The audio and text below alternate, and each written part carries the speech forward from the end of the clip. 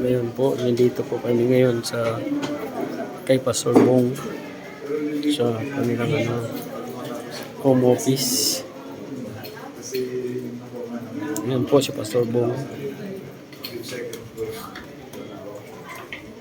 Ayan.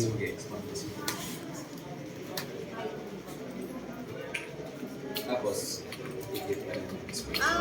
kumbaga first ito po, tsaka physical part. Karating kayo ng best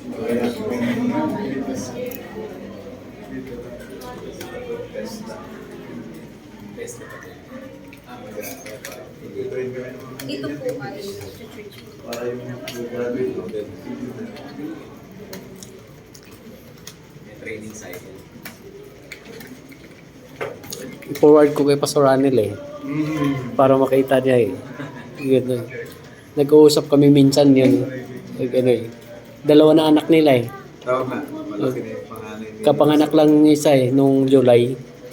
Baka sa mga masira ng gato. Ikaw yung Dalaga na si Kay. Isang apero. Video editing ako dyan. Maganda, vigility ka. Kahit daw wala akong alam. Ha? Kahit wala akong alam. Oo, matutunan mo naman yun Ganun, paturo ka lang doon sa